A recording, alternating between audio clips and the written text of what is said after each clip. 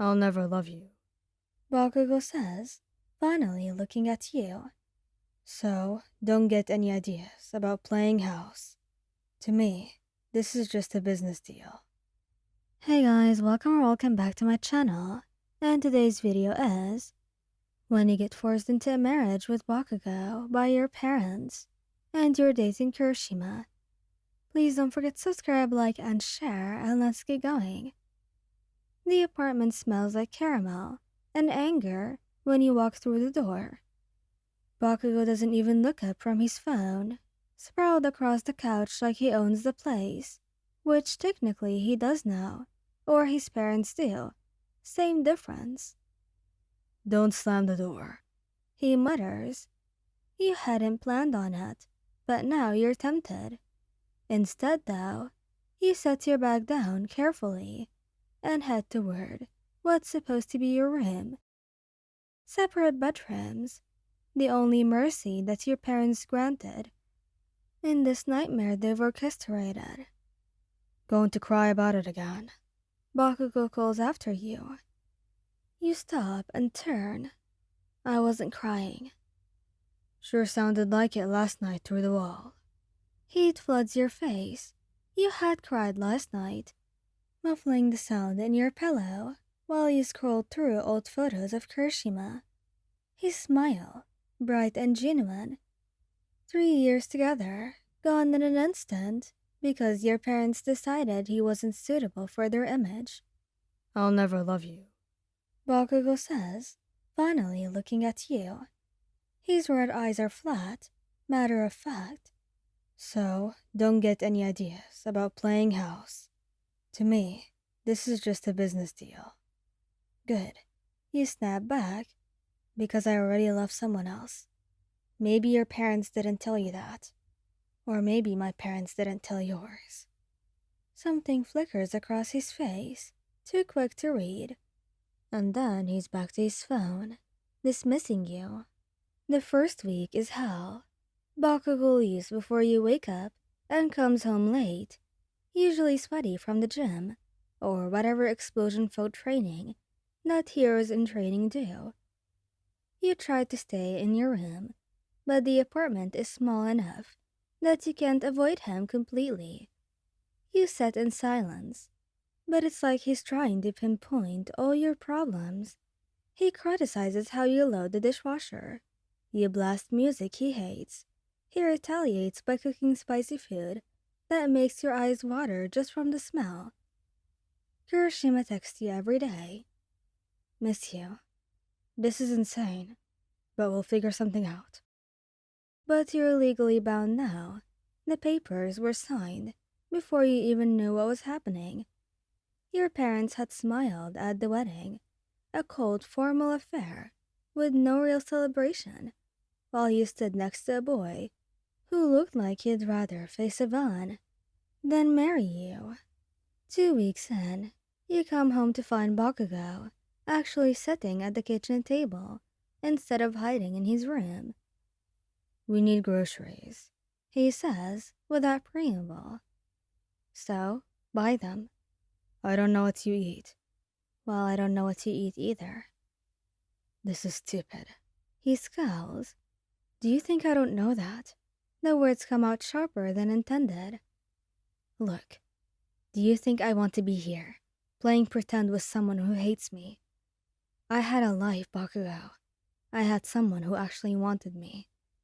Yeah, well, red hair isn't here anymore, is he?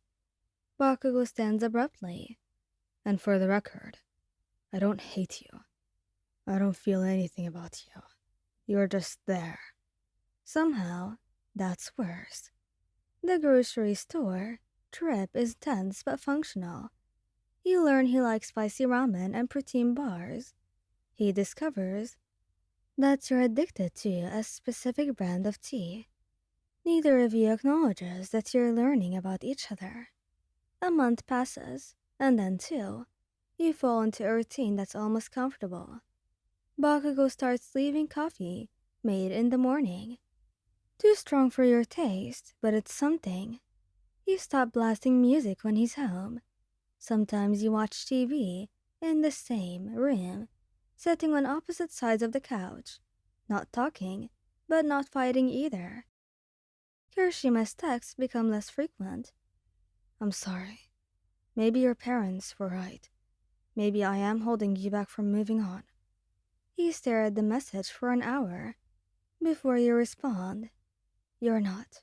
I still love you. But even as you type it, there is a hesitation that wasn't there before. 3 months in, you get sick. Nothing serious, just a bad cold that leaves you shivering despite 2 blankets.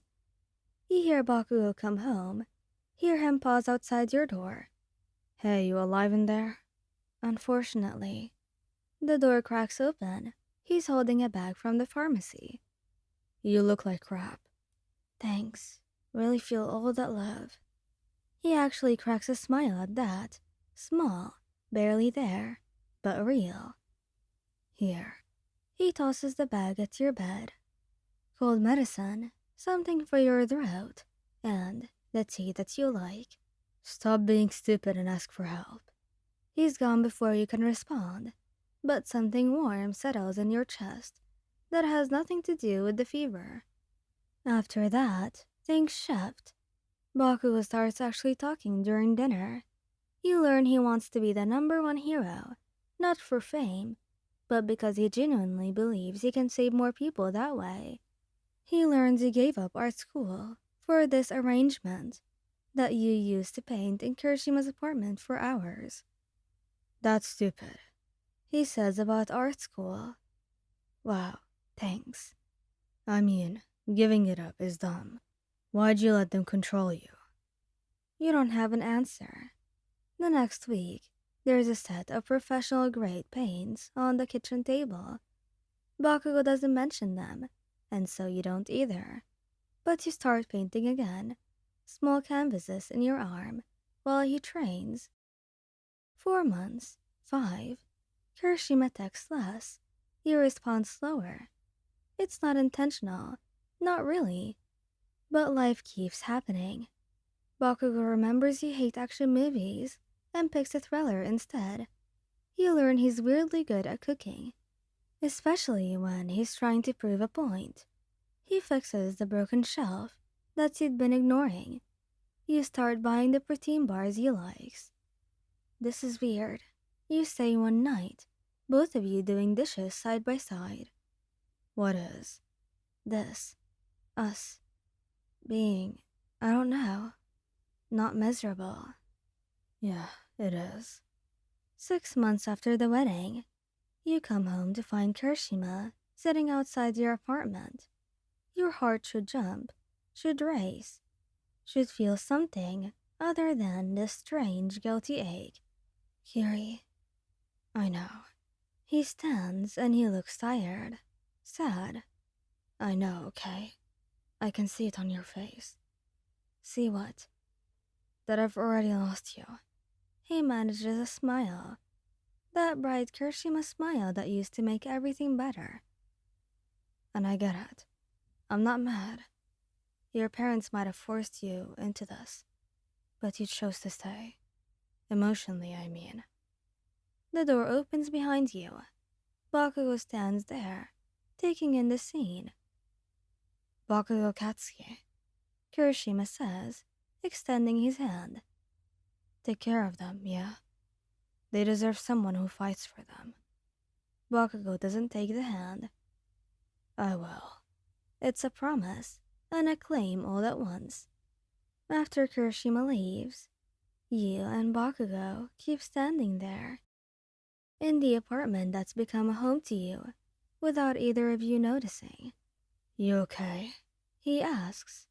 Well, I don't know. You look at him. You said you'd never love me. I say a lot of things. Doesn't mean they stay true. When did it change? Don't know. Somewhere between you being annoying and you being not annoying. Maybe around the time I started coming home to you, not the apartment. You should feel guilty. Part of you does.